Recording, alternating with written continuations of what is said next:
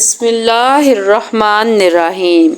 ناظرین، یہ ایک امریکی نوجوان کے قبول اسلام کی ایمان افروز کہانی ہے، لہٰذا آپ سے گزارش ہے کہ اس ویڈیو کو آخر تک ضرور دیکھیے گا۔ ناظرین، وہ امریکی ریاست ٹیکساس کا ایک عیسائی نوجوان تھا۔ بیماری کے باعث پورا جسم مفلوج ہو چکا تھا اور تقریباً 10 سال سے ایک نرسنگ ہوم کے بستر پر پڑا ہوا تھا۔ گھر والوں نے اس کو ایک کمپیوٹر لے کر دیا تھا جو آواز یعنی وائس کمانڈ پر چلتا تھا۔ یہی کمپیوٹر اس کا واحد سہارا تھا، اسی سے وہ آواز کے ذریعے چیزیں سرچ کرتا تھا۔ نرسنگ ہوم میں اس کا ایک مریض دوست بھی تھا جس کو جگر کے ٹرانسپلانٹ کی ضرورت تھی۔ ایک دن اس کے دوست کو اطلاع دی گئی کہ ایک ڈونر مل گیا ہے۔ وہ بہت خوش ہوا اور اس نے کہا کہ رابرٹ، میں تمہیں بہت یاد کروں گا، مگر اب مجھے جانا ہوگا۔ بدقسمتی سے دوست کا ٹرانسپلانٹ کامیاب نہ ہوا اور اس کی سرجری کے دوران ہی موت واقع ہو گئی۔ اس مرحوم دوست کی بہن نے اس کا کراس یعنی صلیب کا نشان رابرٹ کو یادگار کے طور پر دے دیا اور رابرٹ کے بستر کے ساتھ وہ کراس لٹکا دیا۔ ایک دن رابرٹ نے خواب میں ایک شخصیت کو دیکھا۔ اس شخصیت نے اپنا نام محمد صلی اللہ علیہ وآلہ وسلم بتایا اور کہا کہ اللہ تعالیٰ نے انبیاء کو اس لیے نہیں بھیجا تھا کہ لوگ انبیاء کرام کی ہی عبادت شروع کر دیں۔ اللہ تعالیٰ نے انبیاء اس لیے بھیجے تاکہ لوگ اللہ کی عبادت کریں۔ عیسیٰ علیہ السلام ایک بشر تھے، انسان تھے جو بازاروں میں چلتے پھرتے اور کھاتے پیتے تھے، اور یہیں پر خواب ختم۔ رابرٹ کو بس اتنا یاد رہا کہ عیسیٰ علیہ السلام ایک انسان تھے، اور یہ بات اسے حضرت محمد صلی اللہ علیہ وآلہ وسلم نامی ایک شخصیت نے بتائی۔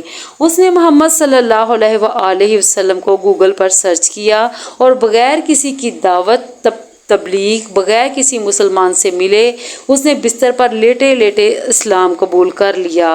آن لائن قرآن سیکھا اور حفظ شروع کیا۔ اسی قرآن فہمی میں معروف اسکالر نعمان علی خان کی ویڈیوز تک رسائی ہوئی۔ نرسنگ ہوم میں ایک مصری شخص آتا تھا جو مرمت وغیرہ کا کام کرتا۔ وہ اگرچہ پیدائشی مسلمان تھا مگر اب کوئی مذہبی نہیں رہا، حتیٰ کہ جمعے اور عید کی نماز پڑھنے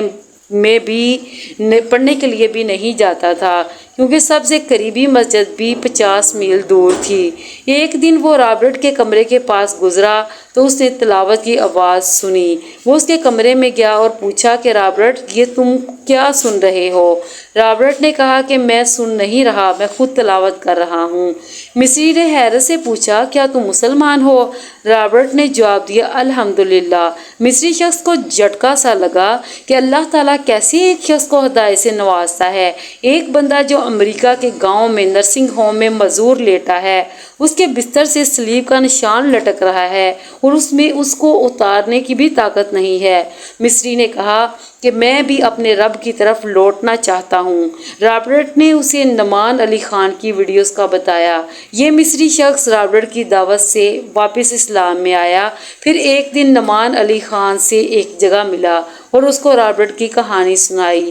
اس کہانی نے نعمان علی خان سمیت بینا انسٹیٹیوٹ کے ہر بندے کو ہلا کر رکھ دیا۔ مسلمان اس سے ملنے نرسنگ ہوم گئے اور اس ملاقات میں کوئی ایسا نہیں تھا جس کی آنکھوں میں آنسو نہ ہو۔ اگر اللہ تعالیٰ رابرٹ کو ہدایت دے سکتے ہیں تو کسی بھی انسان کو ہدایت مل سکتی ہے، بس نیت خالص ہو۔ طویل بیماری کے بعد آج رابرٹ ڈیولا کا انتقال ہو گیا۔ وہ کہتا تھا کہ میں کبھی کبھی سوچتا ہوں کہ مجھے یہ بیماری کیوں ہوئی، پھر میں اس سوچ کو جھٹک دیتا ہوں کہ اللہ تعالیٰ نے مجھے اتنا کچھ عطا کیا، ہدایت دی، اسلام دیا۔ اگر اسلام کی طرف لانے میں یہ معذوری میری مددگار ثابت ہوئی تو یہ برا سودا نہیں۔ یقین جانیے، اگر کوئی انسان یہ شکوہ کر سکتا ہے کہ اگر خدا ہوتا تو میں اس حال میں کیوں ہوتا، تو وہ گردن سے نیچے تک کے معذور جسم والا یہ انسان رابرٹ ہوتا، لیکن وہ اس حال میں ہوتا تھا کہ اس سے زیادہ پر نور اور پرسکون چہرہ کوئی اور نہیں دیکھا گیا۔ وہ زندگی سے اس قدر مطمئن تھا اور اتنے لوگوں کی ہدایت کا ذریعہ بنا کہ بڑے بڑے اسکالرز اس کو اپنا شیخ اور استاد کہتے۔ ناظرین، ہدایت کے لیے آپ کو پریشان ہونے کی ضرورت نہیں، آپ صرف دعا کریں۔ ہدایت ہمارے آس پاس اور ہمارے ارد گرد ہے، یہ اللہ کی طرف سے آتی ہے، اس کا تعلق نیت سے ہے، دل سے ہے۔